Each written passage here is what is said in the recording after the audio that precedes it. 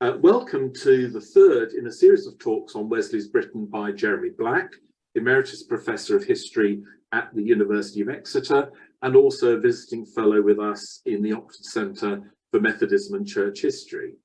Professor Black is one of Britain's most distinguished historians and most prolific, having written more than 150 books. Professor Black's primary expertise is in the 18th century, so he's very well placed to give us a view of Wesley's Britain. In this third talk, he's going to discuss Wesley's Britain and Europe. So Jeremy, over to you. Thank you very much. And those listening in, many thanks and greetings. Wesley's Britain and Europe is a very broad topic, encompassing as it does social, cultural, ideological, political, military, and religious links. And there is no way I can cover all of those in detail. So what I'm going to try and do, building on the method we followed in the previous two, is to offer some broad conceptual questions, which I hope will be of interest to listeners when they think about this topic and also when they read about it. And let me start by mention, of course, of what Bill has not referred to hitherto, which is that there is a tendency, often in my view a misleading tendency, to go in for what is called a zero-sum game of relations with Europe and relations with empire or the wider world, the transoceanic world.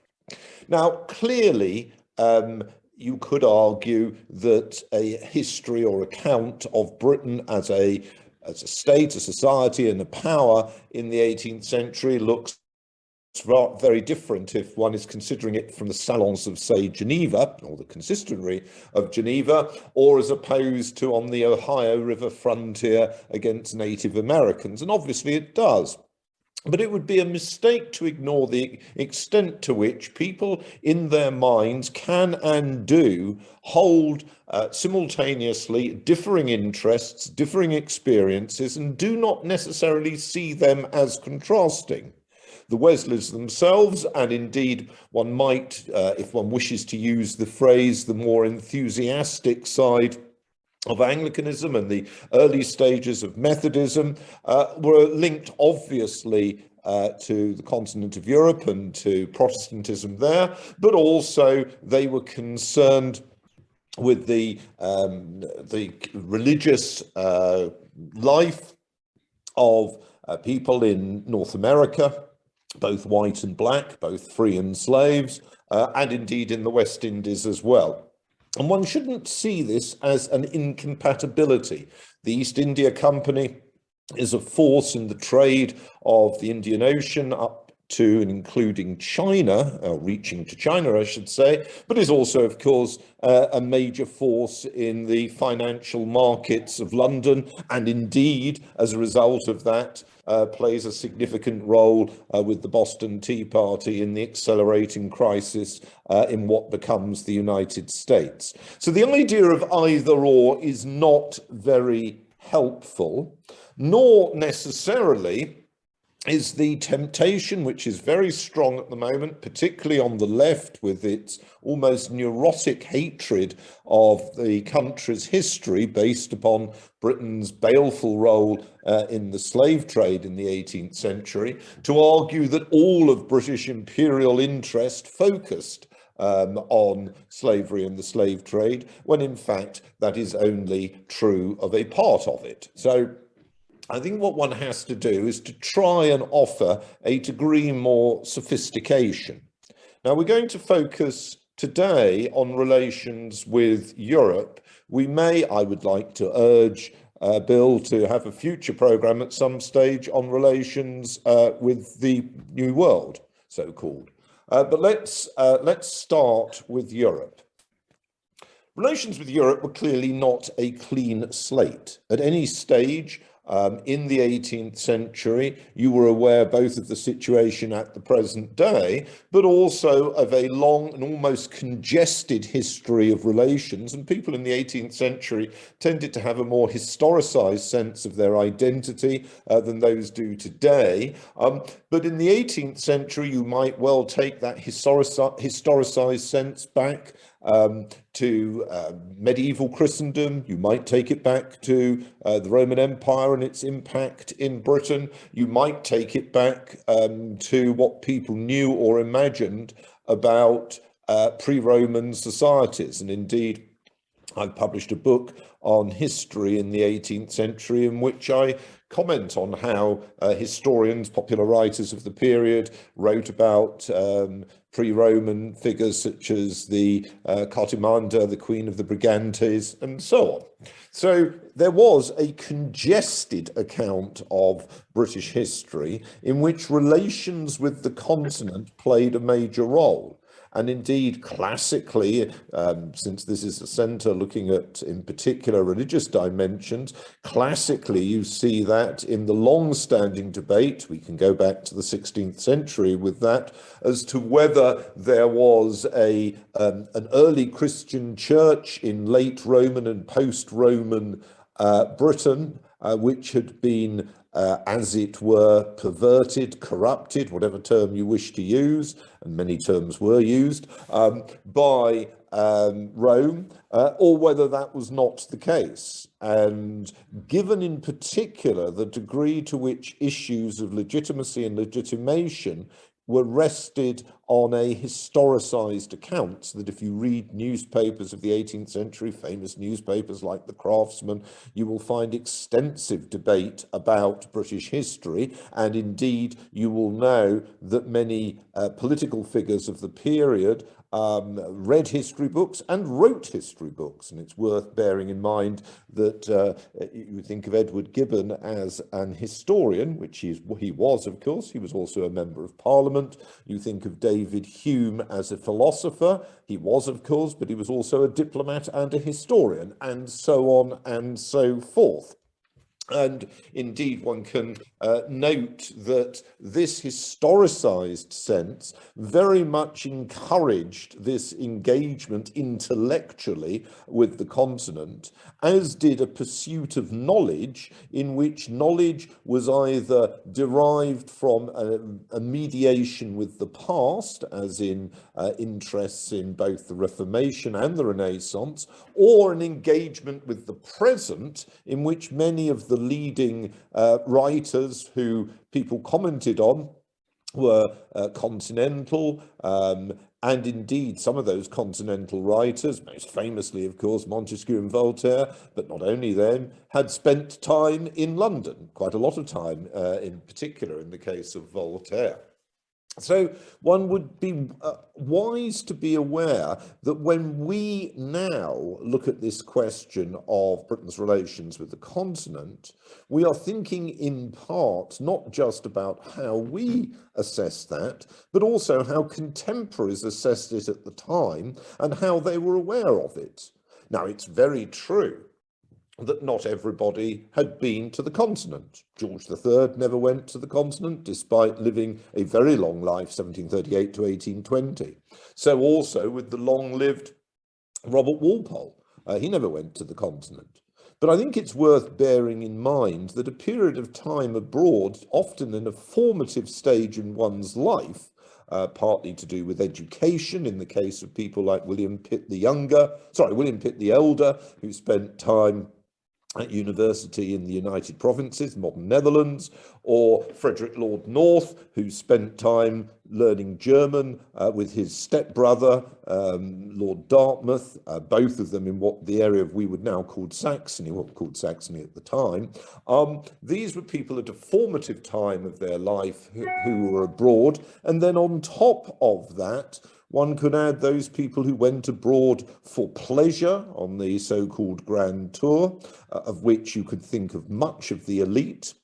And then on top of that, you could add those who went abroad on matters of business, most commonly as diplomats, and diplomats to major embassies were members of the aristocracy, or prominent and well-connected members of the elite. So Robert Walpole's brother Horace, for example, or Horatio as he's often referred to, was often in his life a diplomat serving variously at Paris and at The Hague, the two key embassies. And if you go through the aristocracy, you will see aristocratic individuals such as a Macclesfield, a Stormont, a Hertford, and so on, and a Baltimore, and so on and so forth, Malmesbury, representing Britain at the major courts.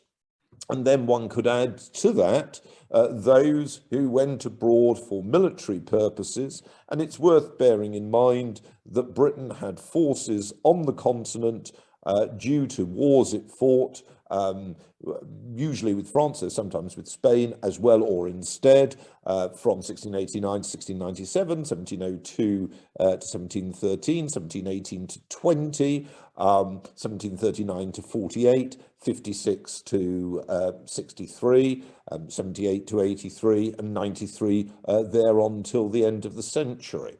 So all of those involved many members of the elite, including very much the case in the 1740s, George II, who played a major role at the Battle of Dettingen in 1743, and his second son, William, Duke of Cumberland, who played a crucial role in command of British forces on the continent from 1745 to 1748. And again, so on and so forth. So the idea that in their personal life, members of the elite were not aware of, through personal experience, the continent, might be true of many of the aristocratic women. Some women did accompany their fathers' husbands, or one or two went on their own on the grand tour, but this was infrequent. And women obviously only went with on diplomatic missions sometimes, that is, if they accompanied their husbands, and virtually never on campaign at the aristocratic level. But if you're looking at men, and you know, this is not a good thing, or for that matter a bad thing, it's just what one has to comment on.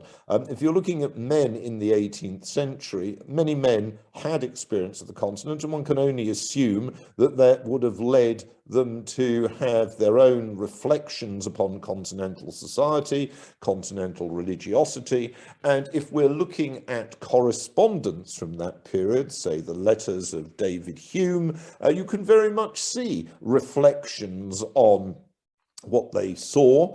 For example, Hume reflects on the degree of religious devotion of people in France. And one can also see that in the fiction of the period, both fictionalized, as it were, real correspondence, so Smollett's letters from France and Italy, which both do describe places he's seen, but also offer a generally splenetic account of them.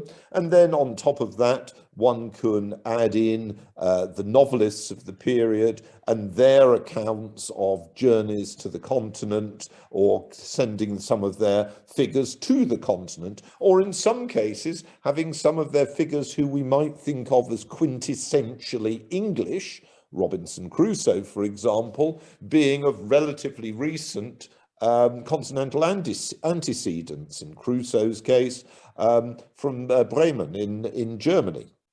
So again, what one is looking at is at the personal level of experience for the elite. Many people are familiar with the continent, and of course one can take that further than the elite by looking down, if you want to use that phrase, the social hierarchy. One can think of people who went abroad for purposes of trade, and shipping in that period was a very labour-intensive activity. One can think of people who went abroad for naval purposes, and the prime naval stations, particularly in the first half of the 18th century, were very much stations in European waters. The Navy didn't go into the Baltic very much after the 1720s, but it remained a major presence in the Mediterranean, with all of the complications and issues that arose therefore of Britain, as it were, British ordinary tars having experience of Catholics and the mores of Catholic societies, and indeed British possessions in the continent, in the Mediterranean, which in the 18th century, from 1704 on, was Gibraltar all the time, and from 1708 on, Minorca some of the time.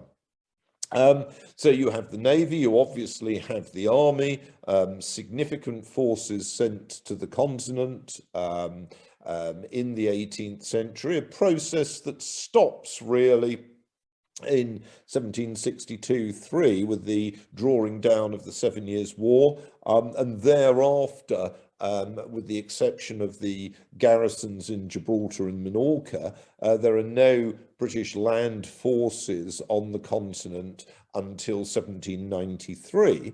But prior to the end of the 7 Years' War, prior to that, the many British people who served in the army would have served abroad. And then there are other groups, maybe not so large, that one needs to think about, that also went abroad in order to serve in or have a job in foreign societies, or with their expertise, technical or otherwise, in industrial processes or otherwise, of interest to foreign powers. So naval officers in the Russian Navy, for example, were classically from Scotland, and again, so on and so forth. Now, where does this take us? Well, first of all, it shouldn't surprise us that therefore there is a degree to which you can refer fairly to Britain as a European country. Now, that, of course, might appear to be an emotive remark to make in an age in which, you know, sort of monochrome accounts, both pro and anti, of the relationship with Europe have been offered. But, you know, as I pointed out in my book on Britain and the continent, which came out, well, let me think, over 3 decades ago, this is not terribly helpful. There is no one European trajectory. What Europe means from the perspective of Marburg or Munich, Milan or Madrid, Magdeburg or Manchester is not uniform.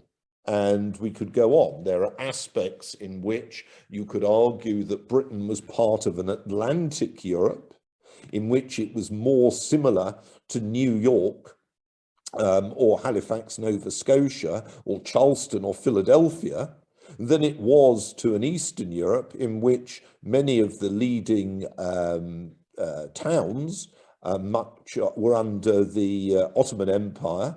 And you could argue that although geographically what we would now call Bulgaria or Serbia, Kosovo or Albania or Greece, although we would now call them Europe, they were European only in a geographical sense because they were all part of the Islamic world, and so on and so forth. So one could argue that Britain was European, seen, I think, essentially as Western European, and I think even more as Northwest European, because the linkage with Spain was paltry, only if that is understood as meaning that is part of a broader Atlantic world, itself no unity. The Atlantic world means very different things from the perspective of Rio de Janeiro, Buenos Aires, Kingston, Jamaica, or Philadelphia. So only if one understands that variety of the Atlantic world, something I tried to bring out in my history of the Atlantic, only then does it make sense to argue that Britain should be seen as European. As far as the religious dimension is concerned, I understand that you're going to be saying 1 or 2 things about that. May I mention that, of course, one particular minority group had a very strong sensitivity to the continent, and that was the Catholics, who were a numerical majority in Ireland, but a numerical minority in England, Wales, and Scotland. There were obviously links, jurisdictional, ecclesiastical, social, and in particular educational, with the continental world. But at the same time, Catholics were at great pains to demonstrate, particularly in the second half of the century, their loyalty, and indeed that was reciprocated by the establishment. George III taking pains to go and stay with Catholic families, such as the Wilds at Lulworth and the Petries, when he toured coastal units preparing against the possibility of invasion from France and Spain. And of course, George III ordering the army into London in 1780, when the civil authorities, quite frankly, were a shambles, and the army, of course, ending the Gordon riots by using gunfire with the king's full consent. So I think it's the Gordon riots, of course, being anti-Catholic as well as anti-government. So I think it's fair to say that religion itself has to be read carefully if one is going from that beyond ideological groupings by hostile commentators, but beyond that to consider the actual alignments of the period. Now, Bill, I wonder whether you'd like to ask one or two questions at this point about the religious dimension. Yes, Jeremy, I think that's a very interesting observation. One of the questions that I had was the degree to which religion framed policy, foreign policy generally. Clearly there is, as you describe, an ambient anti-Catholicism which is worried about, in the first half of the century, is worried about the Stuart threat with invasions in 1715 and 1745.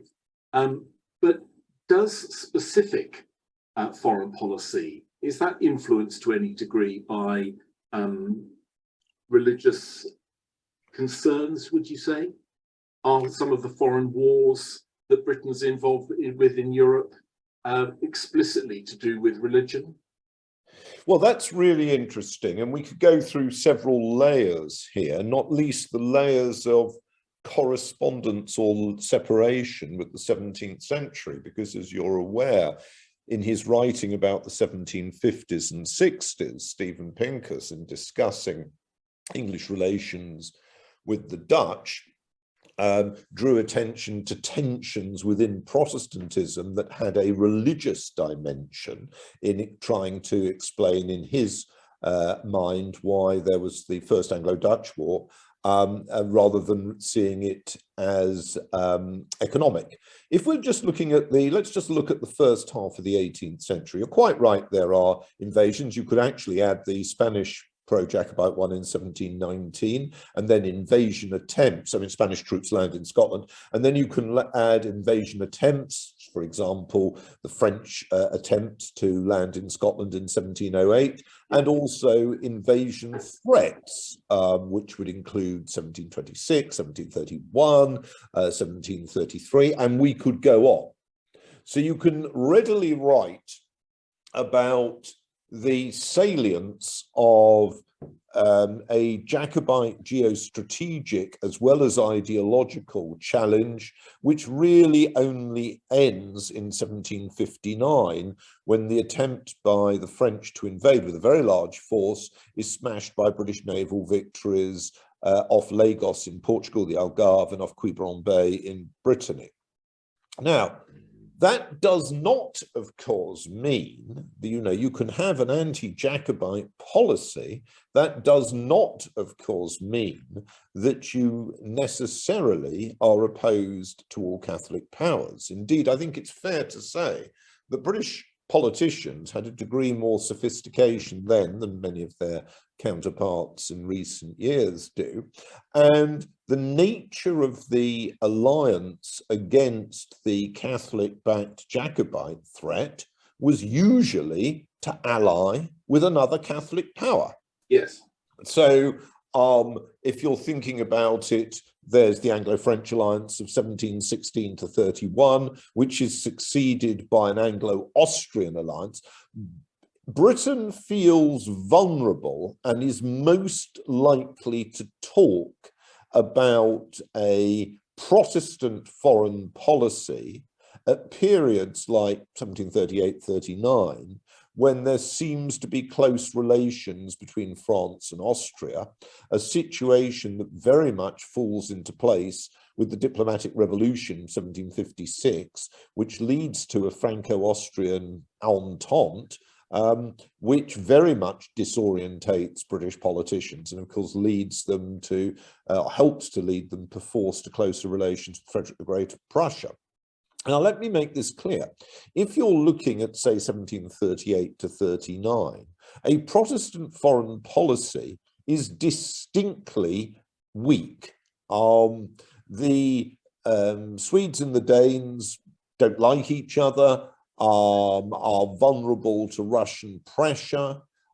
Prussia under Frederick William I, and indeed under Frederick the Great, is an unreliable ally.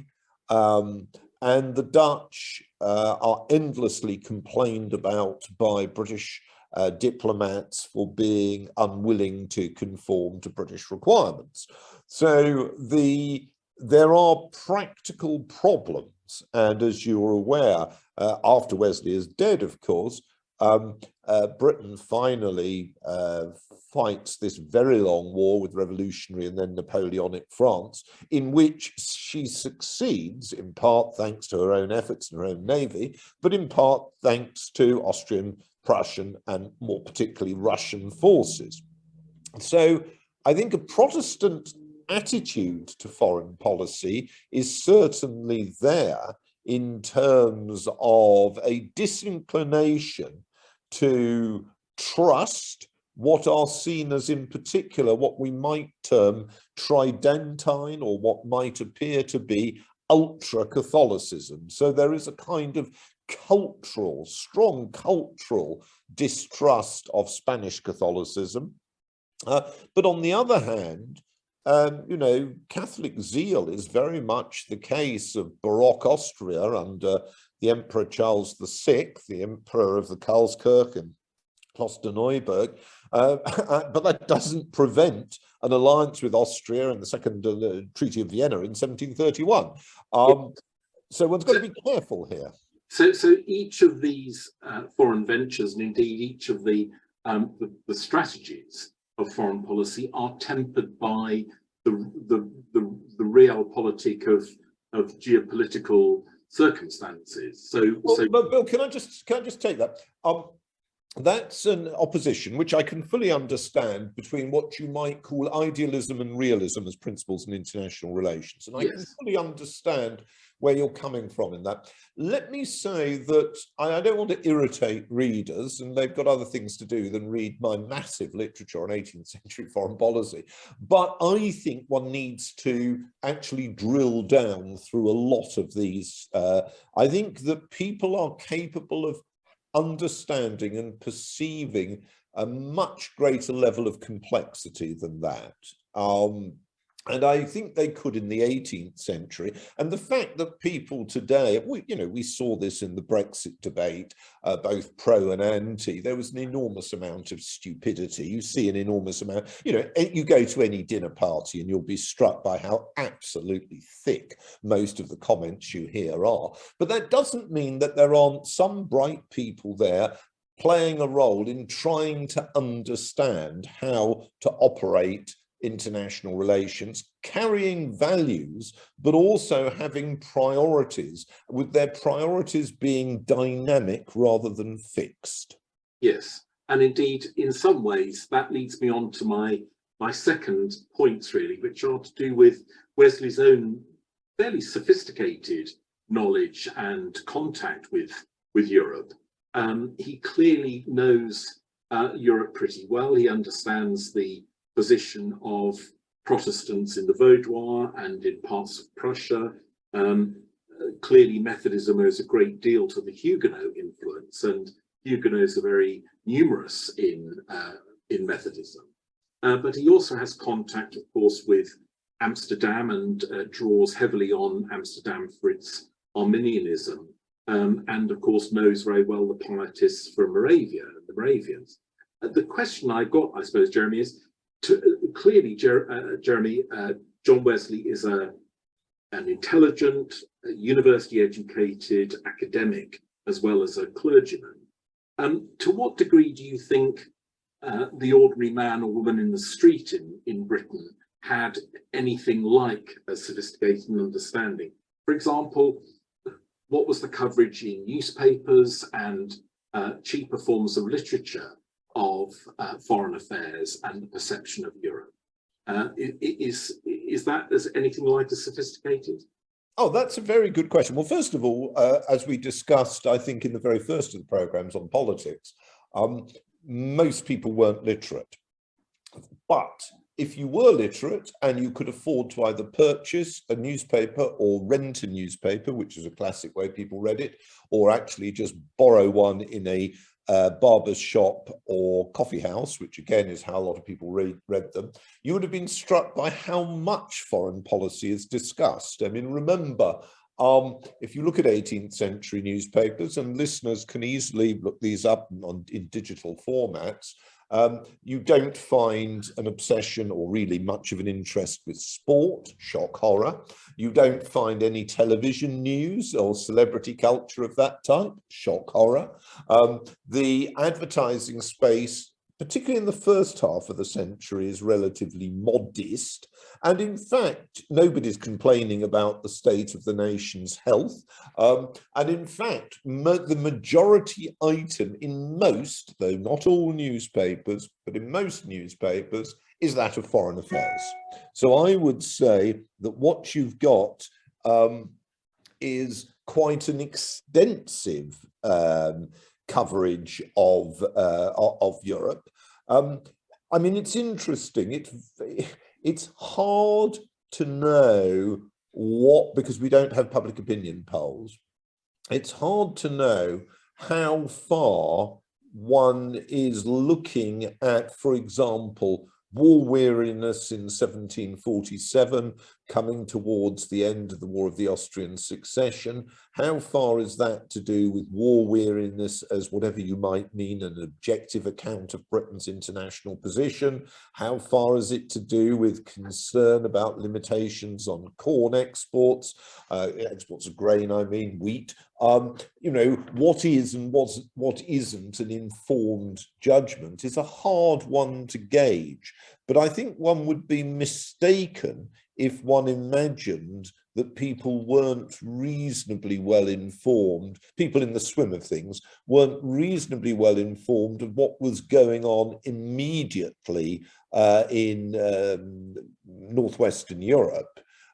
I think I would be, and you would have been surprised to find more than, shall we say, more occasional interest further afield. Though I did publish an article some years ago on British press reporting of Russian news in the 1720s and 30s, and I pointed out that if you read the newspapers, you would get quite a clear understanding of the tension between Westernizers and Slavophiles, which was so important in the reign, in particular, of Peter II from 1727 to 1730. So, you know, I think there was a lot there, and I think we have to be wary of assuming that we are better informed today. Going back to Wesley, of course, if you look at Wesley's history of England, it is obviously a history of England, but his comments within it about England's relations with continental powers reflect not only his own interest, but an assumption that his readers would be interested as well.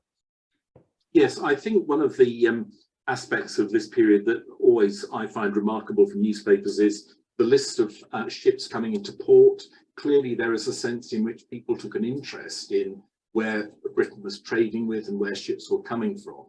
And of course, the ordinary man or woman in the pew would have been subject to exhortation to give money for poor in continental Europe. Indeed, in Winchester Diocese, large sums of money were raised from ordinary people. And of course, many ordinary people would know of soldiers and sailors returning from war. So I think you're right. There is a much more sophisticated knowledge than we might otherwise have expected.